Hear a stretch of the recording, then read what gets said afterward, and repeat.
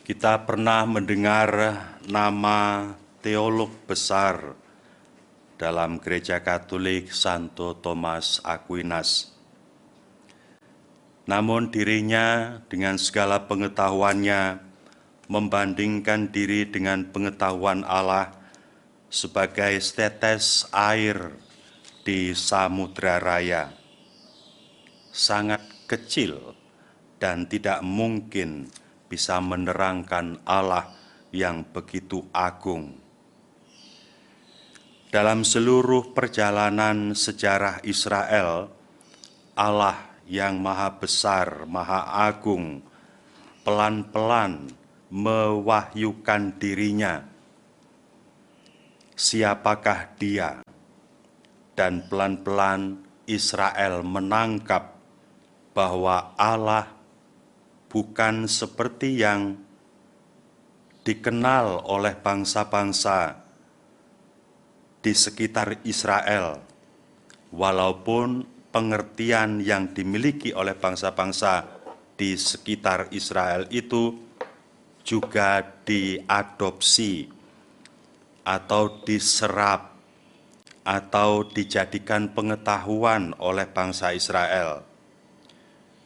Misalnya dalam Perjanjian Lama, Allah dikenal sebagai hakim yang kejam, sebagai yang membalas dendam, sebagai yang pencemburu.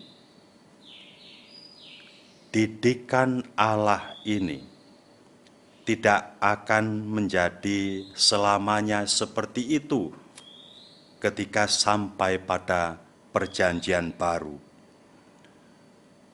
Dalam kitab Ibrani memang dikatakan, dahulu kala Allah bersabda melalui para nabi, tetapi pada zaman akhir Allah mengutus putranya, dia bersabda melalui putranya.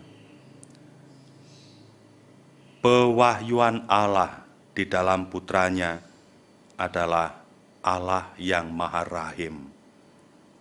Allah yang bukan hanya Allahnya suku tertentu, tetapi Allah yang milik semua orang, atau lebih tepatnya Allah pemilik semua bangsa.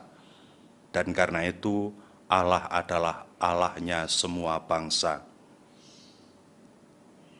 Karena itu di hadapan Allah, semua orang siapapun dengan latar belakang apapun dikasihi oleh Allah dengan kasih yang sama besar. Sebab Allah yang maha agung ini adalah Allah yang maha baik, yang di dalamnya tidak ada sedikit pun kejahatan. Dalam arti tertentu bahkan mungkin bisa kita katakan, sesungguhnya Allah pun mempunyai kekurangan.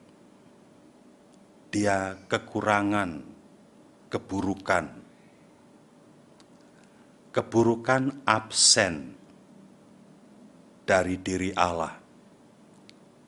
Allah sendiri adalah kebaikan, dan kebaikanlah yang hadir di dalam diri Allah yang kemudian diwahyukan kepada kita melalui putranya. Karena itu, segala kejahatan atau kekurang-baikan, ketidaknyamanan dalam hidup manusia pastilah bukan karena Allah. Sebab Allah yang maha baik itu, yang di dalamnya tidak ada keburukan itu, hanya ada kebaikan dan hanya berkehendak baik kepada kita manusia. Wahyu Allah yang demikian agung itu, yang tidak serta-merta dapat kita tangkap seluruhnya, menjadikan diri kita berlaku seperti yang kita tangkap. Ketika kita mengerti Allah sebagai pembalas, penghukum, hakim yang kejam, maka begitulah kita akan berlaku, bersikap, bertindak. Tetapi ketika kita mengerti dan mengimani bahwa Allah itu Bapa yang Maha Baik, maka begitulah kita akan bersikap, berbuat, bertingkah laku. Ketika kita mengetahui bahwa Allah Maha Baik dan tidak berlaku baik, kita sesungguhnya bukan anak-anaknya. Mari kita bawa Allah Maha Rahim penuh belas kasih itu dalam keluarga kita masing-masing. Kita wariskan iman kita, sikap, tingkah laku, perbuatan baik kita, karena kita mengerti Allah adalah Bapa yang Maha Baik, kepada generasi sesudah kita, supaya dunia menjadi makin baik sebagai rumah kita bersama, karena kita menjumpai semua orang yang dicintai Allah dengan kasih yang tanpa batas dan tanpa pamrih ini, juga membalas kebaikan Allah dalam perbuatan-perbuatan yang baik. Tuhan memberkati kita. Amin.